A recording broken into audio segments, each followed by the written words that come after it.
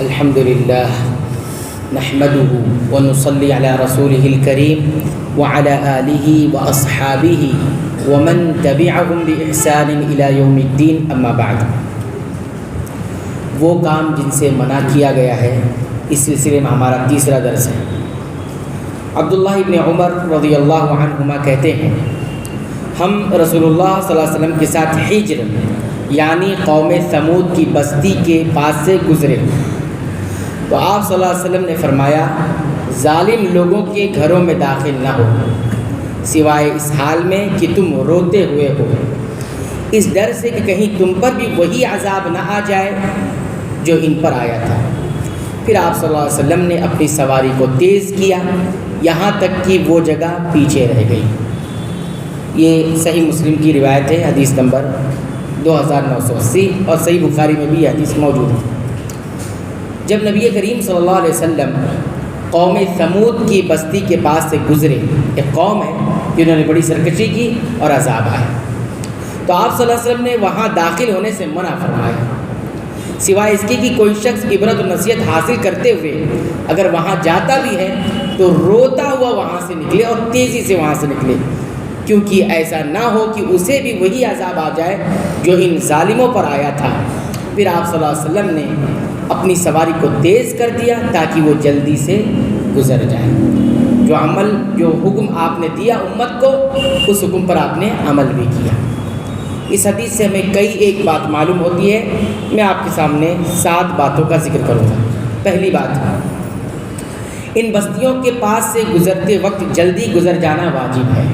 ایسی بستیاں جہاں پر پہلے کبھی عذاب آیا تھا، اگر اس سے گزر ہمارا ہو رہا ہے تو تیزی سے گزرنا کیا ہے؟ واجب ہے۔ دوسری بات، وہاں رونے کا حکم اس لیے دیا گیا ہے تاکہ انسان ان قوموں کے انجام پر غور کرے اور دل میں خوف پیدا ہو۔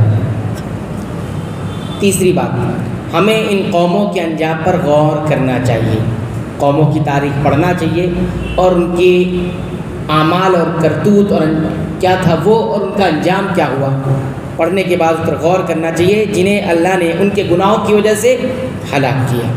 چوتھی بات، یہ جو منع ہے اور خبردار کرنے کا حکم صرف قوم ثمود کی بات تک نہیں کہ قوم ثمود کی بستی ہوگی تو وہیں تک محدود ہے، نہیں، بلکہ ان تمام قوموں کی بستیوں کے لیے بھی ہے جن پر اللہ کا عذاب نازل ہوا ہے۔ جہاں جہاں یہ بستیاں آباد تھیں اب جو ہے وہ کھنڈر ہو گئی ہے، ان سب کے بارے میں یہی حکم ہے۔